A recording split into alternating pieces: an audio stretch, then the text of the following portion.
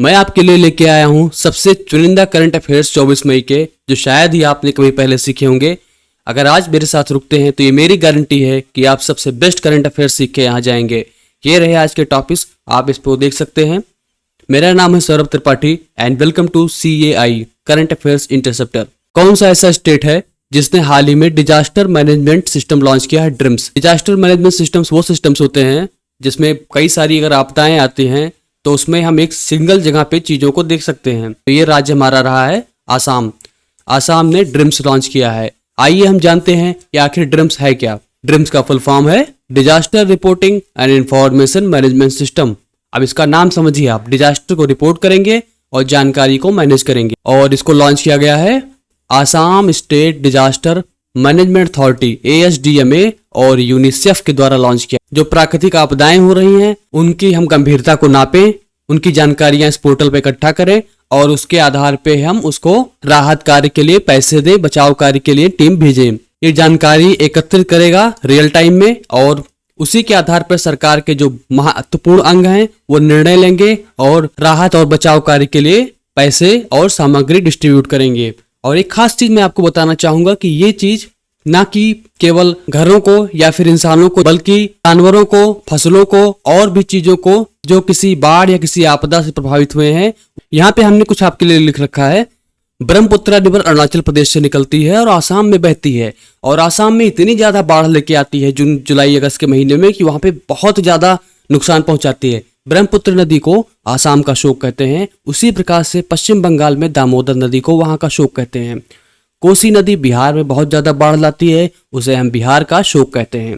कौन सा ऐसा देश है जो हाल ही में 99 मेंबर बना है अंतरराष्ट्रीय सोलर अलायंस का? जर्मनी, फ्रांस, पुर्तगाल और स्पेन।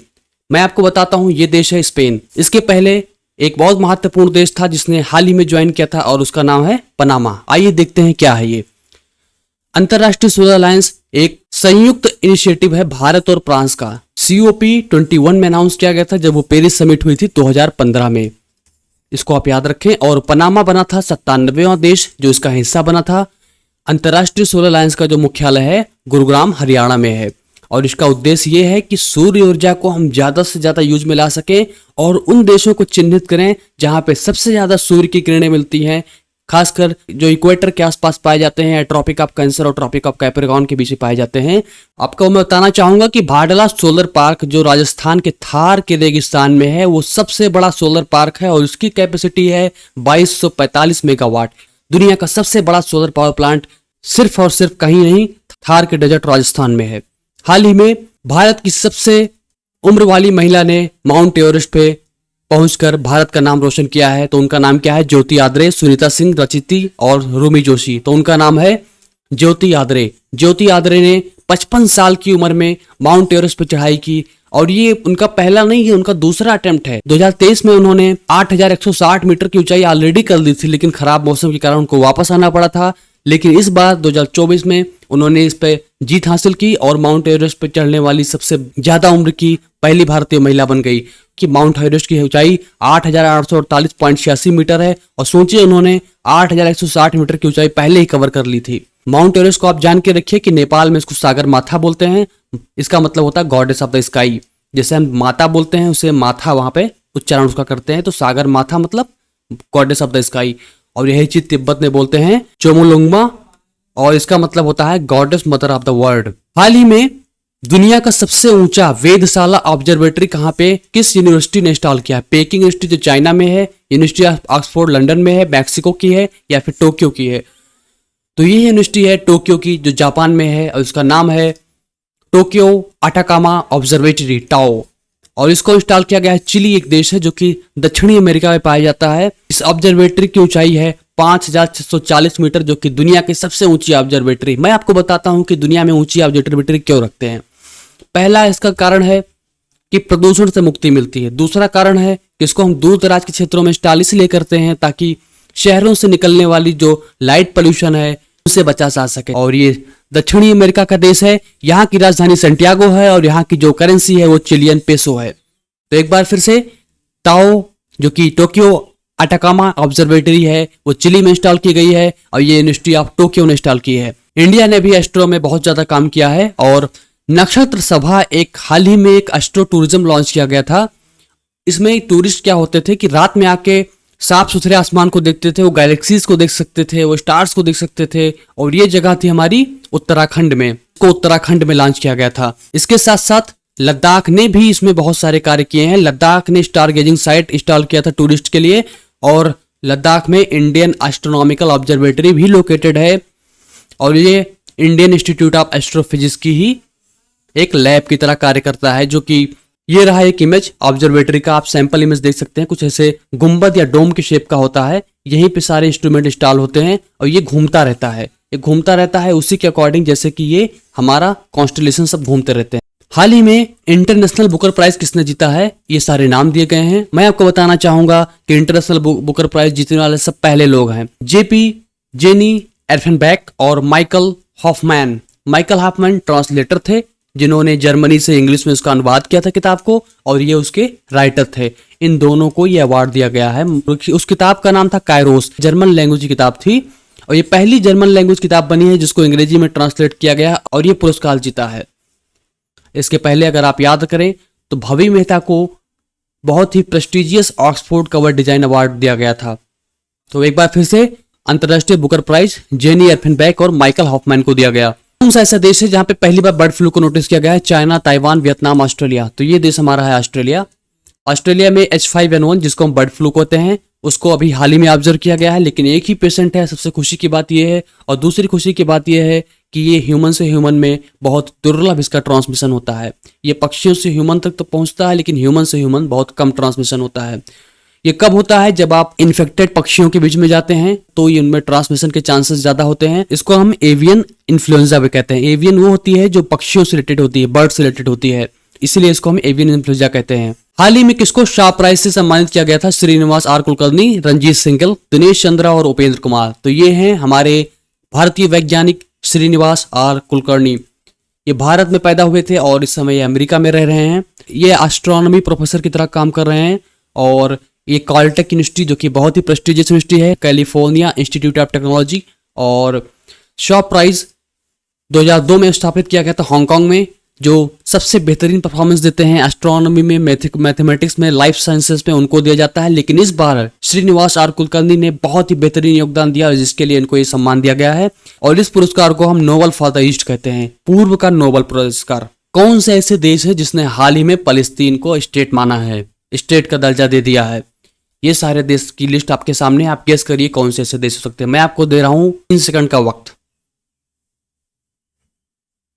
अगर आप जियोपॉलिटिक्स समझते हैं तो आपको इसका उत्तर पता होगा। ये देश है हमारे नॉर्वे, आयरलैंड और स्पेन। हमारे साथ आप जुड़े रहिए, आप इंट्यूटिवली इन क्वेश्चंस को सही टिक कर पाएंगे, क्योंकि आपको जियोपॉलिटिक्स की समझ बढ़ेगी इन सब प्रश्नों से। The day of the full moon is observed on. मैं आपको बताता हूँ वैसाख क्या है। वैसाख जिसे हम बैसाख बोलते हैं हिंदी में, उसी को वैसाख बोलते हैं। ये यूएन का चिन्हित किया गया दिन है। वैसाख की पूर्णिमा अगर आप इसको बिल्कुल हिंदी में कहें तो कब मनाई जाती है? 22 मई, 27 मई, 25 मई, 23 मई। आप याद रखें कि ये दिन हमेशा बदलता रहता है, ये हमेशा कांस्टेंट नहीं रहता है। कभी अप्रैल होता है, कभी मई होता है। तो ये हुआ इस बार 23 मई को। और क्यों मनाया जाता है, इसका बहुत इंपॉर्टेंट सिग्निफिकेंस है। इसी दिन प्रिंस सिद्धार्थ गौतम बुद्धा की जन्म हुआ था। इन्होंने लुम्बिनी नेपाल में 563 BC में इनका जन्म हुआ था। इन्होंने एनलाइटमेंट प्राप्त किया था बोधि ट्री के अंदर, बोधगया में, और इसको हम बुद्ध पूर्णिमा के नाम से भी जानते हैं। तो एक बार फिर से Vaisakh, the day of the full moon, 23 मई। और ये यूएन के डिजाइनेटेड डेज हैं। इंटरनेशनल डे ऑफ बायोडाइवर्सिटी कब मनाया जाता है? 17 मई, 21 मई, 22 मई, 23 मई। बताइए, आपको ये क्वेश्चन बहुत ही आसानी से पूछा जा सकता है, क्योंकि ये एनवायरमेंट और बायोडाइवर्सिटी क्वेश्चन हमेशा से पॉपुलर में रहे हैं, खासकर हाल ही के वर्षों में। तो ये दिन हमारा है 22 मई। और इस साल का थीम याद करना ना भूलें, ये थीम हमारा है be part of the plan. Be part of the plan is the theme of international day of biodiversity. हाल ही में एक स्टाम्प रिलीज किया गया है जो ये बनाता है कि 200 साल पूरे हो गए हैं जो भारतीय ओरिजिन के जो तमिल रह रहे हैं श्रीलंका में, जो भारत में तमिल रह रहे हैं, भारतीय ओरिजिन के तमिल रह रहे हैं, वो श्रीलंका में चले गए। उन्होंने 200 साल पूरा कर लिए। उनके उपलक्ष्य में एक स्टाम्प जारी किया गया, जैसे अपने यहाँ देश में पोस्टल स्टाम्प जारी किया जाता है वैसे किया गया है, लेकिन ये किसी भारतीय को दिया गया है। वो कौन है? एस जयशंकर जो कि विदेश मंत्री के हैं, श्री श्री रविशंकर जो कि हमारे स्पिरिचुअल गुरु हैं, दिनेश अवस्थी और ए रमेश बाबू। तो ये दिया गया है श्री श्री रविशंकर जी को। कौन सा ऐसा देश है जिसने अभी खुद ने अपने राष्ट्रपति का एआई लॉन्च किया है, एलएलएम मॉडल लॉन्च किया है या लार्ज लैंग्वेज मॉडल लॉन्च किया है? नॉर्थ कोरिया, तुर्की, चाइना और वियतनाम। तो ये देश हमारा है कोई और नहीं बल्कि चाइना। चाइना के प्रेसिडेंट है जी जिनपिंग और का नाम है जी जिनपिंग थॉट। इस ऐप में आप जब कुछ टाइप करेंगे तो वो जी जिनपिंग के थॉट्स बताएंगे, उनके राजनीतिक थॉट्स बताएंगे, पॉलिटिकल थॉट्स बताएंगे। और ये कोई नहीं, ये एक एलएलएम है, लार्ज लैंग्वेज मॉडल है। जैसे कि ओपन एआई आपको पता ही होगा, ओपन एआई एक कंपनी है और उसका जो एलएलएम मॉडल है उसको हम क्या बोलते हैं? चैट जीपीटी बोलते हैं। एलएलएम मॉडल्स वो मॉडल्स होते हैं जिनमें हम बहुत सारी दुनिया की सारी जानकारी उनको हम दे देते हैं, बहुत सारे इंफॉर्मेशन को दे देते हैं, वो उसी की समझ से आपके प्रश्नों के उत्तर देंगे। इसी प्रकार से इसमें जी जिनपिंग की सारी आइडियोलॉजीज में डाल दी गई है। अगर आप कुछ पूछेंगे तो वो उन्हीं के उत्तर देंगे। और चाइना हाल ही में आपके रिसेंट न्यूज जब मैं आपको बता दूं कि इस समय अग्रेसिवली ताइवान के पास मिलिट्री डील कर रहा है, क्योंकि वो कहता है कि ताइवान मेरा हिस्सा है। ताइवान कहता है मैं एक इंडिपेंडेंट देश हूं, क्योंकि हाल ही में ताइवान के प्रेसिडेंट ने ओथ लिया था, शपथ ली थी, उनका नाम था लाई चिंगते। अगर आपने मेरा पिछला लेक्चर देखा होगा तो आपको बिल्कुल याद होगा कि उनके राष्ट्रपति का नाम लाई चिंगते है। हाल ही में हम्बोल्ट ग्लेशियर न्यूज में था, ये कहां पे स्थित है? अगर आपने पहले लेक्चर देखे होंगे, जैसा कि मैंने पहले भी कहा था, तो आप तुरंत इसको टिक कर पाएंगे। ग्रीनलैंड, मैक्सिको, वेनेजुएला और आइसलैंड। तो ये स्थित है वेनेजुएला में। 3 खराब बातें बताऊंगा। पहला चीज क्या है कि वेनेजुएला बिल्कुल बैंकरप्ट कंट्री है, पहुंच चुकी है, इन्फ्लेशन बहुत ज्यादा हाई है। दूसरी खराब बात इस समय यह है कि वेनेजुएला ने सारे ग्लेशियर अपने खत्म कर दिए। करंट अफेयर्स का बहुत इंपॉर्टेंट क्वेश्चन है।